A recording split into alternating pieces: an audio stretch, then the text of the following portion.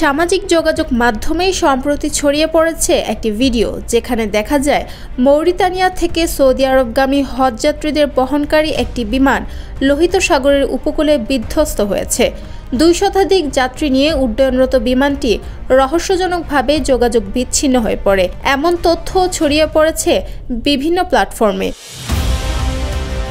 মঙ্গলবার হঠাৎ সামাজিক যোগাযোগ মাধ্যমে বিমান বিধ্বস্তের খবর ছড়িয়ে পড়ে, যা মুহূর্তেই উদ্বেগ ও আতঙ্ক সৃষ্টি করে। কয়েকটি সূত্র দাবি করে বিমানটি রহস্যজনকভাবে যোগাযোগ বিচ্ছিন্ন হয়ে পড়ে এবং পরে লোহিত সাগরের উপকূলে বিধ্বস্ত হয়।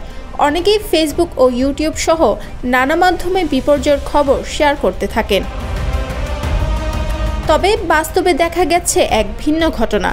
ছড়িয়ে পড়া এই খবরটিকে মৌরিতানিয়ার ইসলামিক বিষয়ক মন্ত্রণালয়, মৌরিতানিয়া এয়ারলাইন্স কর্তৃপক্ষ যমুনা ইলেকট্রনিক্স ঈদে ডাবল খুশি অফার সিজন 3, যে কোনো পণ্য কিনলেই পাচ্ছেন নিশ্চিত ঈদ উপহার। এই ঘটনাকে সম্পূর্ণ গুজব, ভিত্তিহীন ও উস্কানিমূলকভাবে উল্লেখ করেছে। বিভিন্ন গণমাধ্যম এ নিয়ে জানিয়েছে মৌরিতানিয়ার হজযাত্রীবাহী বিমান সংক্রান্ত প্রচারিত খবরটি ভিত্তিহীন ও মিথ্যা।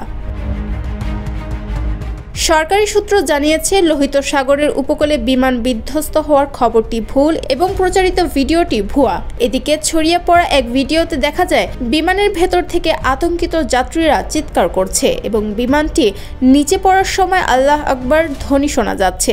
তবে সেই ভিডিওটিও ভুয়া প্রমাণিত হয়েছে। মন্ত্রণালয়ের হজ পরিচালক আল ওয়ালি তাহা এক বিবৃতিতে বলেন, মৌরিতানিয়ার সব হজযাত্রী নিরাপদে সৌদি আরবে পৌঁছেছেন, কোনো ধরনের দুর্ঘটনা ঘটেনি। একই সঙ্গে মৌরিতানিয়া এয়ারলাইন্স জানায় হজ মৌসুমে তারা 3টি নির্ধারিত ফ্লাইটে হজযাত্রী পাঠিয়েছে এবং সব ফ্লাইট নির্বিঘ্নে সম্পন্ন হয়েছে।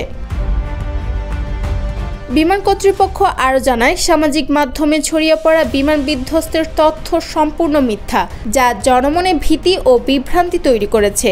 এ ধরনের গুজবের বিরুদ্ধে সবাইকে সচেতন থাকতে এবং তথ্য যাচাই না করে বিশ্বাস না করার আহ্বান জানানো হয়েছে। সরকার ও বিমান সংস্থা স্পষ্ট করে দিয়েছে এটি একটি গুজবের নিখুঁত উদাহরণ, যা দায়িত্বহীন তথ্য প্রবাহের কারণে ছড়িয়েছে।